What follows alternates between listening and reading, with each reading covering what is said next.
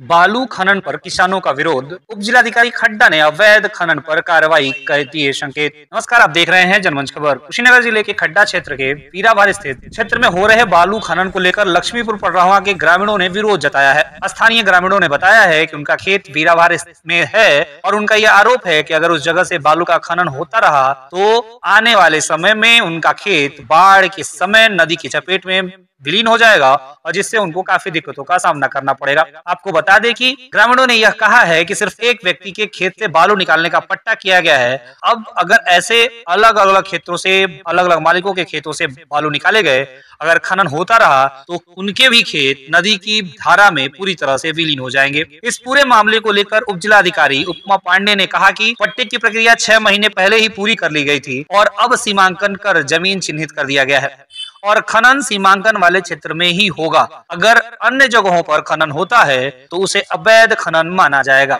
इस पूरे प्रकरण के मामले में किसानों का कहना है कि पट्टे की चिन्हित जमीन को छोड़कर अवैध जमीन से बालू निकालने को लेकर जब उन्होंने मना किया तो वहां मौजूद पुलिसकर्मियों द्वारा उन्हें धमकाया गया और जेल भेजने की धमकी दी गई।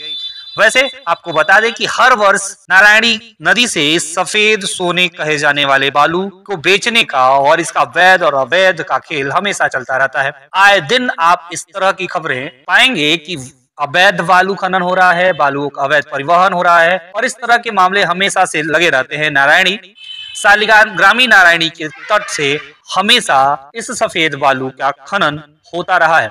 देखना यह होगा कि किसानों के इस विरोध पर प्रशासन कितना चेतती है और ग्रामीणों के इन आरोपों को किस तरह से ध्यान में लेकर कार्रवाई करती है ताकि किसानों के हित की रक्षा की जा सके और बाढ़ के समय में किसानों के फसल की रक्षा हो सके। बाढ़ के समय प्रशासन ढेर सारे प्रतिबंध करता है, ढेर सारे प्रबंधन करता है, लेकिन बाढ़ से पहले अगर इस तरह का प्रबंधन किया गया तो इन किसानों की फसलों को पानी में डूबने से बचाया जा सकता है। इस पूरे प्रकरण में एसडीएम खड्डा का क्या कहना है और किसानों का क्या कहना है ये सुनेंगे और आपको दिखाएंगे, आपको बताएंगे कि इन पूरे प्रकरण में किसानों ने क्या कहा और उप जिलाधिकारी खड्डा ने क्या कहा।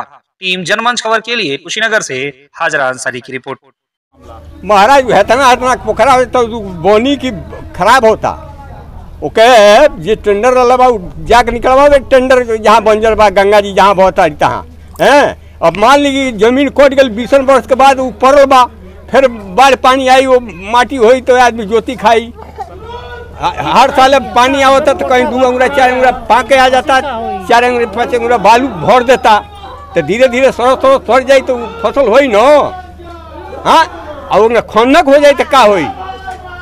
पीराभार में खनन का मामला ये सामने आ रहा है कि 6 महीने से हम लोग दौड़ रहे हैं कि कागज लगाए, फर्जी से हम लोग का ज़मीन कब्जा नापी कराया है।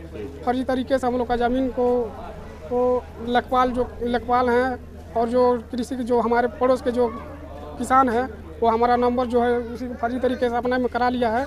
हम लोग का ज़मीन वही नंबर है, उसी में खनन करा रहा है। लगभग हम लोग 6 महीने से परेशान है। हम लोग का इतना एप्लीकेशन डाले कोई सुनवाई नहीं हुआ है।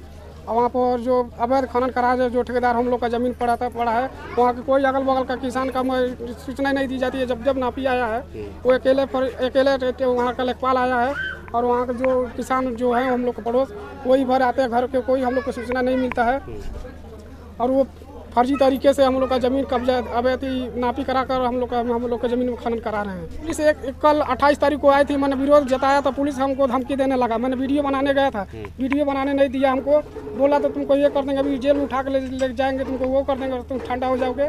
वीडियो भी नहीं बनाने दिया, हमको वहाँ से भगा दिया। वो खनन से क्या दिक्कत है आपको? खनन से दिक्कत है, कृषि योग्य ज़मीन नष्ट किए जा रहे हैं और घाटा संख्या 1/1 भोला रामनगर मुस्तकिल मौजा और हमारे अवैध घाटा संख्या में हमारे फर्जी तरीके से लेखपाल द्वारा चोरी से और धमकी द्वारा किसी से सूचना नहीं दिए जाने पर अवैध कराने का चिन्हित कराकर अवैध खनन हो रहा है। हाँ, जबकि हम लोग एसडीएम डीएम को 50 बार एप्लीकेशन दिए गया कि इसको सही तरीके से पैमाइश किया जाए, कृषि योग्य जमीन नष्ट हो जाएगी अवैध खनन पे। लगभग काफ़ी दिन से नदी उसमें बहती थी, आज ज़मीन 20 साल बाद वो पड़ी है, कृषि योग्य ज़मीन है, उसमें फसल अच्छा उपजाऊ होती है और अब कृषि योग्य ज़मीन नष्ट होने जा रही है और हो रही है। ये रामनगर ढोलहा रामनगर में एक खनन की परमिशन प्राप्त हुई है जो छेदी के फेवर में, छेदी पुत्र रामलाल के फेवर में है, तो उसी के क्रम में ये खनन हो रहा है। तो इस विषय में हम जांच करा लेंगे। और ये प्रोसेस पुराना है, पहले इसकी परमिशन गई थी जिसका टेंडर हुआ है, और इस विषय में अगर पर्सनल किसी के वो है तो मैं जांच करा लूँगी और सीमांकन जिस एरिया पे परमिशन मिली हुई है उस गाटा संख्या का सीमांकन करा दिया गया है। उससे बाहर सीमांकन हुआ, अगर उसके अगर कहीं और से खनन किया जाता है तो क्या उसे अवैध खनन माना जाएगा? बिल्कुल माना जाएगा। वो तो जो परमिशन की गई है उसमें सीधा लिखा जाता है कि इस गाटा संख्या के इतने क्षेत्रफल में इतना खनन।